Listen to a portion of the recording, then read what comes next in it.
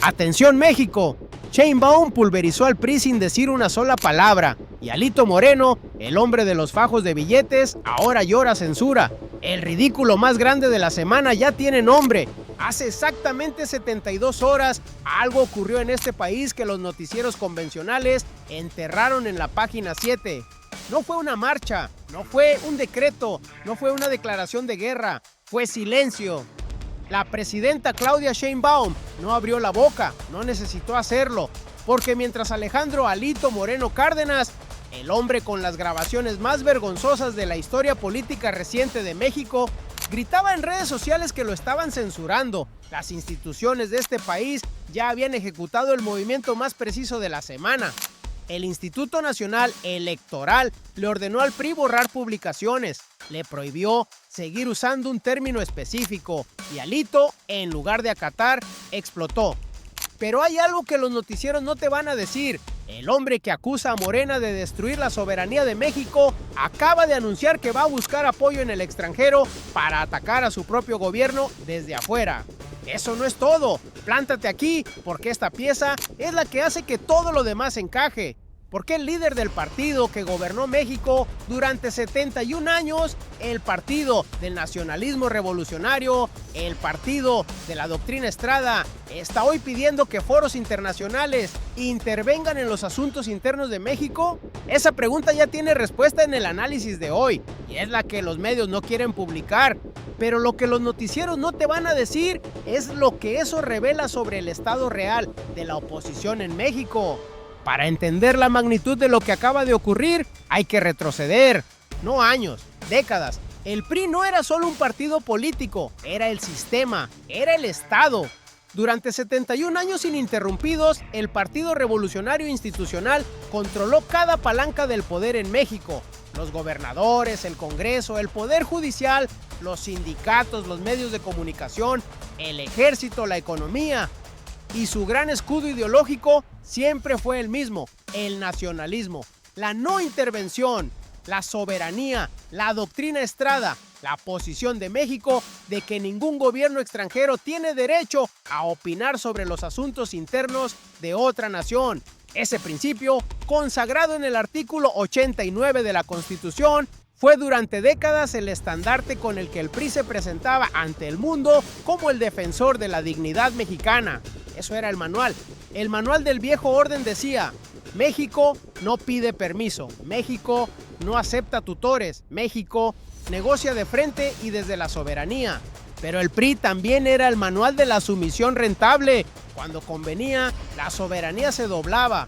Cuando los intereses de la élite financiera chocaban con los del pueblo, ganaba la élite. Cuando Washington presionaba, el manual del viejo régimen encontraba la forma de ceder sin que pareciera una rendición. Eso cambió el 1 de octubre de 2024. Claudia Sheinbaum asumió la presidencia de México con algo que ninguno de sus predecesores del PRI o del PAN tuvo en las mismas proporciones: legitimidad electoral aplastante, claridad ideológica y una arquitectura institucional que la Cuarta Transformación había construido en 6 años. El tablero ya no era el mismo, y entonces llegó el dato que lo cambió todo. El PRI, sin el poder del Estado, sin los recursos del presupuesto, sin los gobernadores que antes le obedecían, descubrió que le quedaba una sola arma: el ruido. Alito Moreno decidió apostar todo a esa carta. Alejandro Moreno no es un político estúpido, es algo más peligroso para sí mismo. Es un político que cree que las reglas del juego siguen siendo las mismas que cuando el PRI ganaba siempre.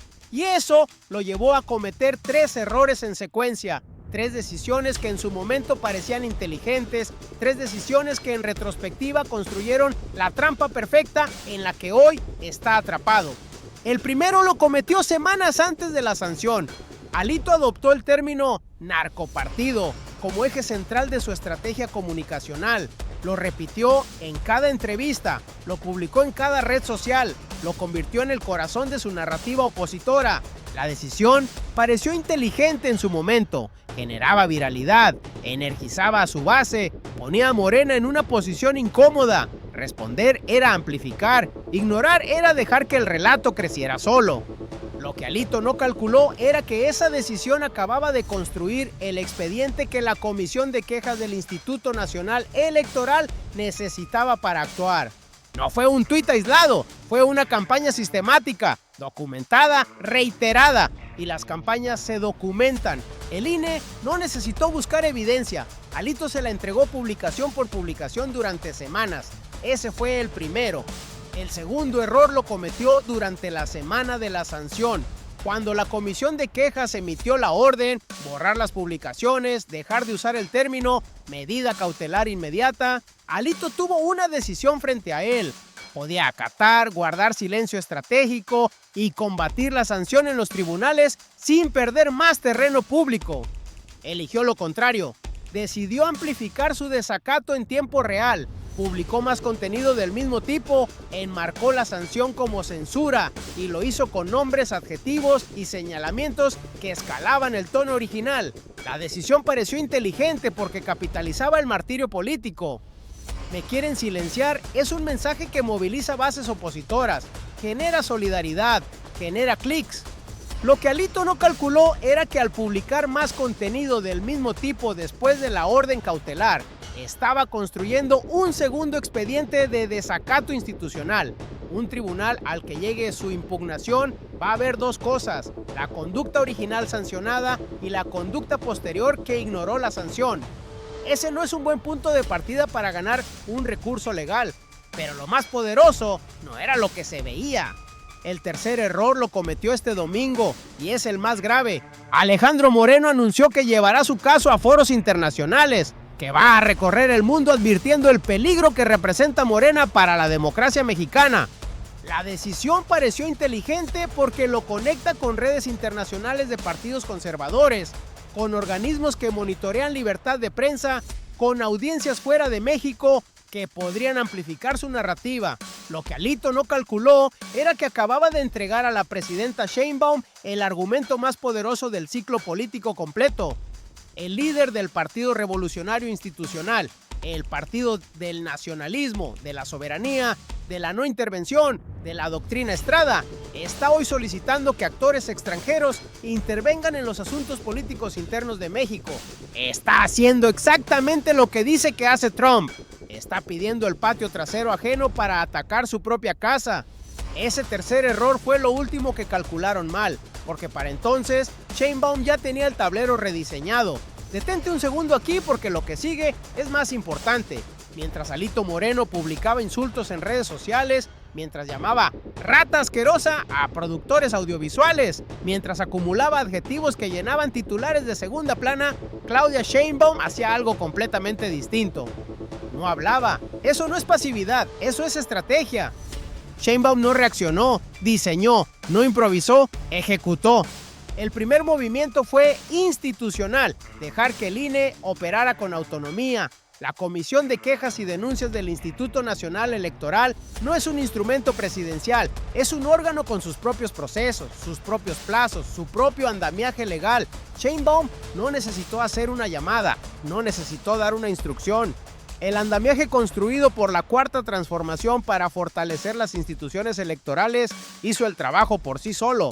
Ese detalle pequeño cuenta una historia enorme. La narrativa opositora durante años fue que la 4 te quería destruir al INE, que Morena era enemiga de los árbitros electorales, que López Obrador y Sheinbaum querían un sistema sin contrapesos, y fue precisamente el INE, ese INE, el que sancionó al PRI. El segundo movimiento fue narrativo, no disputar el terreno del insulto. Cuando Alito llamaba narcopartido a Morena, la respuesta del gobierno no fue un contrainsulto, fue silencio calculado y trabajo institucional. Dejar que el adversario construya su propio caso, dejar que suba el tono hasta que las instituciones tengan que intervenir. Es el principio más viejo de la estrategia política. No interrumpas al adversario cuando se está equivocando. El tercer movimiento fue el más silencioso de todos, permitir que Alito anunciara sus planes internacionales sin respuesta oficial. ¿Por qué? Porque cada hora que pasa sin que el gobierno de México responda a la amenaza de Alito de ir a los foros internacionales, Es una hora en que esa declaración queda registrada exactamente por lo que es: el ex líder de un partido derrotado, con múltiples acusaciones de corrupción encima, pidiendo tutores extranjeros para un país que ya decidió no necesitarlos. México ya no está solo, pero tampoco necesita que sus adversarios internos busquen aliados afuera para debilitarlo. Sheinbaum lo sabe y eligió dejar que el silencio lo dijera todo. La sanción del INE aterrizó. Y la reacción de Alito Moreno dijo más que cualquier análisis político de la semana.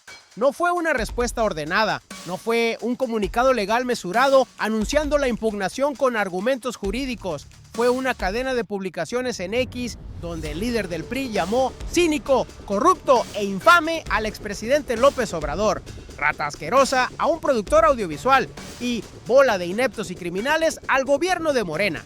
Ese no es el lenguaje de alguien que tiene el control de la situación. Ese es el lenguaje de alguien que perdió una línea de ataque y no tiene otra. Y aquí es donde el tablero se complica para sus adversarios, porque el ciudadano mexicano de a pie, el trabajador que pagó sus impuestos durante los años del PRI, la familia que vivió el error de diciembre de 1994, el joven que creció viendo cómo los gobernadores del tricolor se enriquecían mientras sus estados se hundían. Ese ciudadano conoce a Alito Moreno, conoce las grabaciones, conoce los audios donde el exgobernador de Campeche aparece contando fajos de billetes, conoce las declaraciones patrimoniales que no cuadran, conoce la historia. Y ese ciudadano está viendo ahora al mismo hombre hablar de censura, hablar de democracia, hablar de soberanía. La distancia entre el Alito de las grabaciones y el Alito que hoy se presenta como defensor de la libertad de expresión no es solo hipocresía política, es el retrato más fiel del viejo México que la Cuarta Transformación vino a sepultar. Dale like si llegaste hasta aquí porque esto apenas comienza. Afuera, la narrativa opositora intentaba sostenerse. Los medios corporativos que durante años le dieron plataforma al PRI cubrieron la sanción del INE como un acto de censura gubernamental. Algunos analistas de la derecha mexicana hablaron de persecución política, pero había algo que el viejo régimen no había calculado todavía.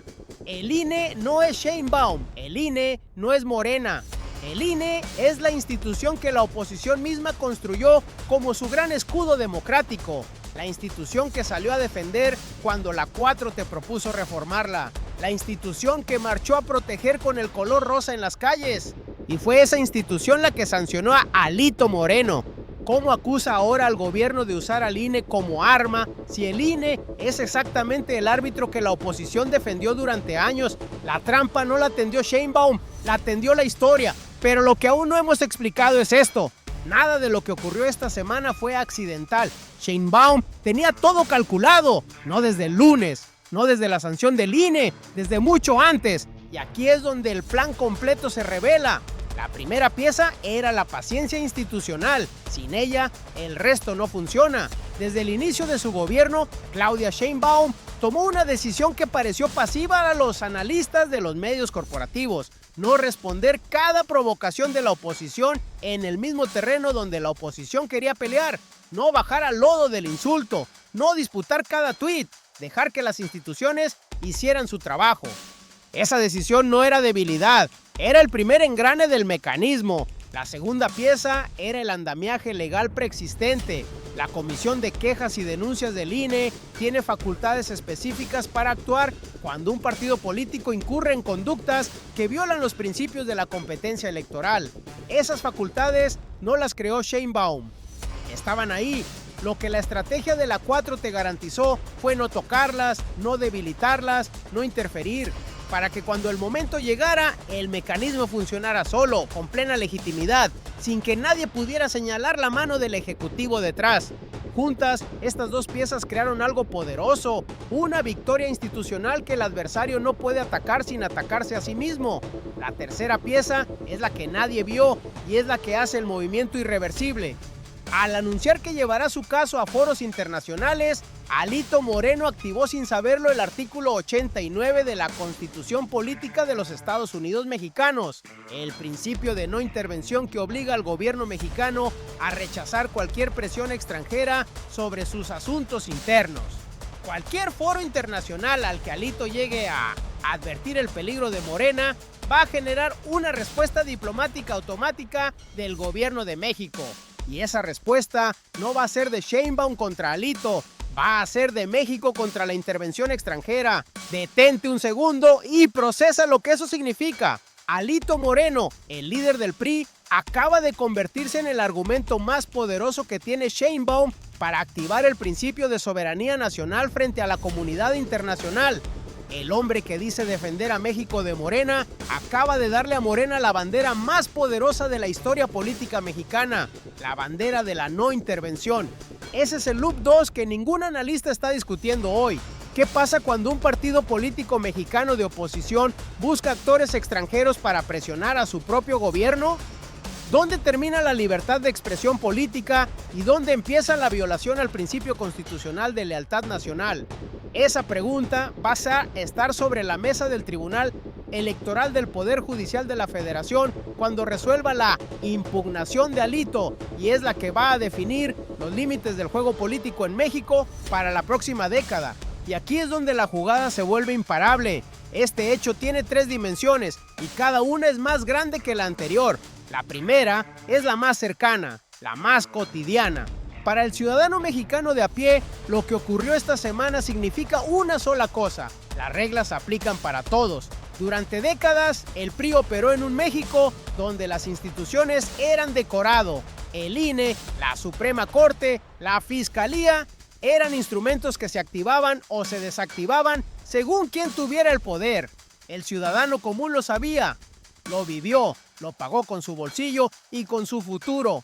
Hoy, la Comisión de Quejas del INE sancionó al partido que durante 71 años nunca rindió cuentas a nadie.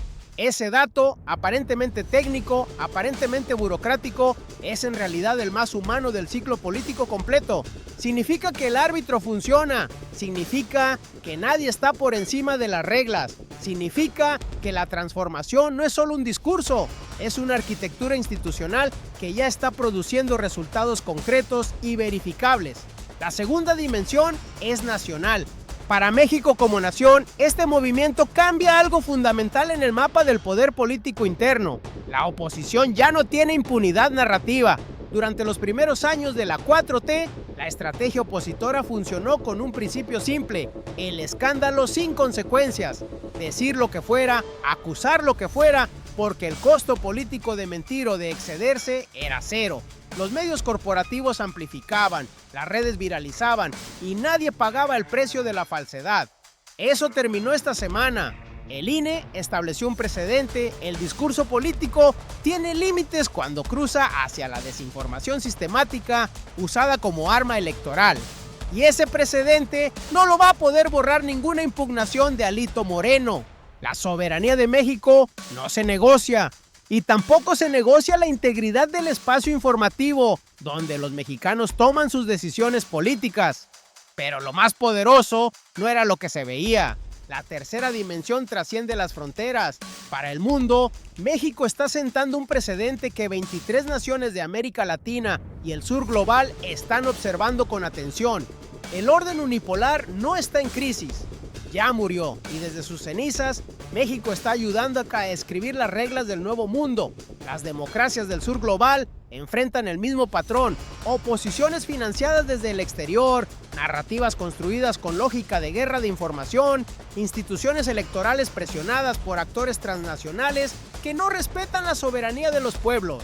Lo que México demostró esta semana es que existe una respuesta dentro del Estado de Derecho, que no se necesita represión, que no se necesita autoritarismo, que las instituciones, cuando funcionan con autonomía real, son el mejor blindaje contra la desestabilización.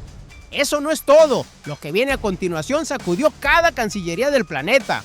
Y entonces habló Claudia Sheinbaum, no en el momento del escándalo, no en el pico del ruido mediático, cuando el momento era el correcto y el terreno ya estaba preparado. La presidenta de México fue clara, directa y quirúrgica. Sheinbaum sostuvo que en México existe plena libertad de expresión, que las instituciones electorales operan con autonomía y que su gobierno no interviene en las decisiones del INE.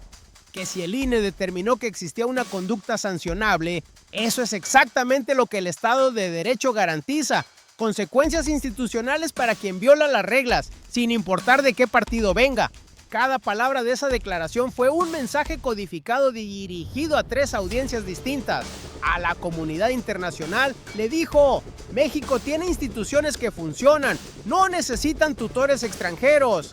Cualquier actor que intente intervenir en los asuntos internos de este país va a encontrar un gobierno que defiende su soberanía con argumentos legales, no con bravuconada.